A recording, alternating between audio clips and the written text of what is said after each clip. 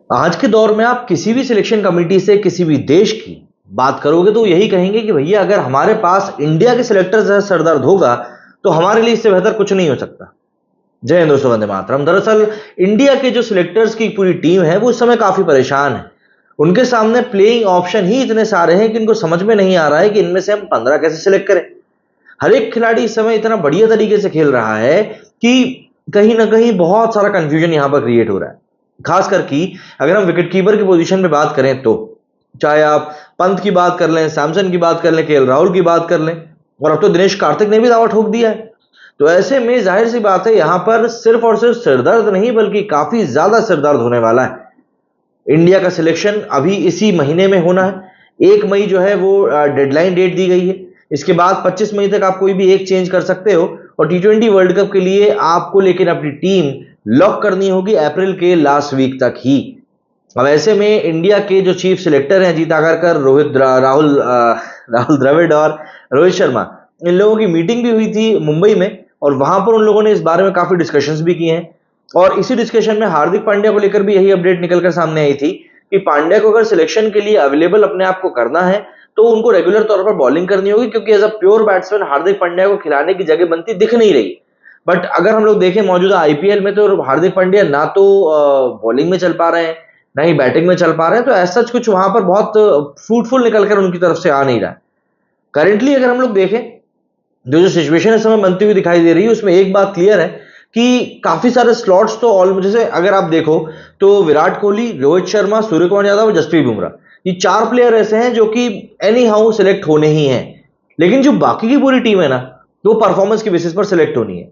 और यहां पर सिलेक्टर्स के लिए जो एकमात्र अच्छी चीज है वो ये कि सिलेक्शन करने के लिए परफॉर्मेंस को अगर ये लोग क्राइटेरिया बनाते हैं तो परफॉर्मेंस को नापने का इनके पास जो पैमाना होना चाहिए वो अभी बिल्कुल इनके सामने ही रखा हुआ है, और वो है आईपीएल।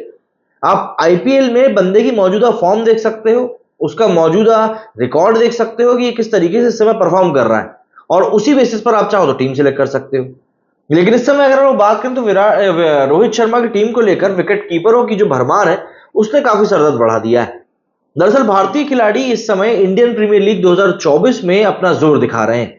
आईपीएल के ठीक बाद में भारतीय टीम को जून में टी20 वर्ल्ड कप 2024 भी खेलना है। ऐसे में खिलाड़ियों के लिए आईपीएल ही एकमात्र टूर्नामेंट है जहां वो अपना दम दिखाकर वर्ल्ड कप की टीम में अपनी जगह बनाने के लिए दावेदारी ठोक सकते हैं। भारतीय क्रिकेट कंट्रोल बोर्ड की सिलेक्शन कमेटी भी आईपीएल में खिलाड़ियों के परफॉर्मेंस के ऊपर पैनी नजर बनाए हुए। मगर यहां पर देखने वाली बात यह है कि भारतीय टीम में सिलेक्शन के लिए इस समय 5 विकेट कीपर दावेदार हैं और इसने सिलेक्शन कमेटी का भी बड़ा सरदर्द बढ़ा दिया है।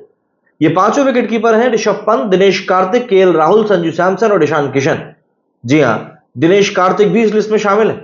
दिनेश कार्तिक ने अभी आरसीबी के लिए जिस प्रकार की इनिंग खेली थी उस इनिंग ने साफ तौर पर बता दिया था कि कार्तिक में अभी भी काफी दम बचा हुआ है।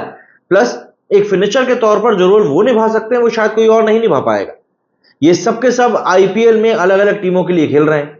जहां दिल्ली कैपिटल्स के लिए खेल रहे हैं ऋषभ पंत, तो वहीं संजू खेल रहे हैं राजस्थान रॉयल्स के लिए, राहुल खेल रहे हैं एलएसजी के लिए और दिनेश कार्तिक खेल रहे हैं आरसीबी के लिए। ईशान किशन की बात करें तो वो मुंबई इंडियंस टीम के लिए ओपनिंग में धमाल ही मचा रहे हैं। अब जरा जानते हैं सभी के परफॉर्मेंस के बारे में। देखिए, राजस्थान टीम के कप्तान संजू सैमसन का बल्ला इस बार आईपीएल में जमकर हल्ला बोल रहा है। उन्होंने अब तक 7 मैच खेले हैं और इसकी 6 पारियों में 66 के बेहतरीन एवरेज के साथ में 264 रन बनाए। इस दौरान संजू ने 350 जमाई है और उनका बेस्ट स्कोर करीब 82 का रहा है। वैसे देखा जाए तो पंत के बाद संजू ही दूसरे सबसे बड़े दावेदार माने जा रहे हैं। 38 साल के कार्तिक ने भी अपने बल्ले से इस बार कहर बरपाया हुआ है। उन्होंने पिछले मैच में सनराइजर्स हैदराबाद के खिलाफ 35 बॉलों पर 83 रनों की पारी खेली थी, जिससे पहले कार्तिक ने मुंबई के खिलाफ भी 23 बॉलों पर तूफानी अंदाज में 53 रन बनाए थे। हालांकि दोनों ही मौका पर वो अपनी टीम को जीत नहीं दिला सके। कार्तिक ने अब तक 7 मैचों की 6 पारियों में 75 की एवरेज से 226 रन बनाए। अगर कार्तिक को वर्ल्ड कप की टीम में जगह मिलती है तो वो एक बेस्ट फिनिशर की भूमिका निभा सकते हैं, मगर उम्र के कारण उनकी दावेदारी थोड़ी कमजोर जरूर पड़ती हुई नजर आ रही है। बट उनको देखकर आज की तारीख में लगता नहीं है कि वो कहीं से कहीं तक भी कमजोर पड़ेंगे। वहीं 30 दिसंबर 2022 को कार एक्सीडेंट का शिकार हुए ऋषभ पंत अब पूरी तरीके से फिट होकर वापस लौट आए। वो विकेट कीपिंग भी कर रहे हैं। उन्होंने आईपीएल में अब तक 6 मैच भी खेले हैं, जिसमें कि 32 के एवरेज से बंदे ने 194 रन बनाए। पंत ने इस दौरान 250 भी लगाई हैं और स्ट्राइक रेट भी 157 का गजब का रहा है। वहीं एलएसजी की टीम के कप्तान और विकेटकीपर केएल राहुल का बल्ला भी हर बार की तरह इस सीजन में भी जमकर चल रहा है। उन्होंने अब तक 6 मैच खेले हैं, जिसमें कि 34 के एवरेज से करीब 204 रन बनाए। इस दौरान राहुल ने एक 50 भी लगाई है और उनका स्ट्राइक रेट करीब 138 का रहा है। और इसी वजह से राहुल की दावेदारी थोड़ी कमजोर इस समय नजर आ रही है। संजू सैमसन और ऋषभ पंत के सामने ईशान किशन की दावेदारी भी कमजोर पड़ती नजर आ रही है। अभी तक आईपीएल में ईशान का बल्ला इस तरह चला नहीं है कि वो पंत और संजू को टक्कर दे सके। मुंबई के ओपनर ईशान किशन ने अब तक 6 मैचों में 30 के एवरेज से 184 रन बनाए। उनका स्ट्राइक रेट भी 178 का रहा है। ईशान अब तक इस पूरे आईपीएल में एक ही 50 लगा सके। लेकिन सबसे बड़ी बात यह है कि इनका जो इंपैक्ट है वो टीम में जो जीत है उसके ऊपर काफी कम रहा है। देखिए, मुंबई इंडियंस की बात करें तो उस टीम में वैसे भी काफी सारे बड़े सुपरस्टार्स हैं। वहां पर आप रोहित शर्मा को देख सकते हैं, सूर्य कुमार यादव को देख सकते हैं, टिम डेविड को देख सकते हैं। काफी बड़े बड़े बल्लेबाज वहां पर मौजूद हैं। ऐसे में ईशान किशन कहीं ना कहीं ओवरशैडो हो ही जाते हैं। वहीं अगर हम बाकी बैट्समैन की बात करें तो देखिए, संजू सैमसन अपनी टीम के कप्तान, केएल राहुल अपनी टीम के कप्तान, ऋषभ पंत अपनी टीम के कप्तान, दिनेश कार्तिक एक फिनिशर के तौर पर बेहद ही उम्दा खेल रहे हैं। तो ये सब चीजें कहीं ना कहीं इन लोगों को स्टैंड आउट कर रही हैं। और इसी कारण से ईशान किशन की दावेदारी जो एक समय पर सबसे मजबूत हुआ करती थी, वो कहीं ना कहीं अब काफी मध्यम सी पड़ती हुई नजर आ रही है। ईशान किशन को लेकर माथापच्ची इसीलिए भी ज्यादा नहीं होगी क्योंकि रोहित शर्मा उनको काफी करीब से ऑब्जर्व कर ही रहे हैं। और देखिए, ये बात तो हमको समझनी पड़ेगी कि टीम सिलेक्शन में रोहित शर्मा का एक बड़ा रोल होने वाला है।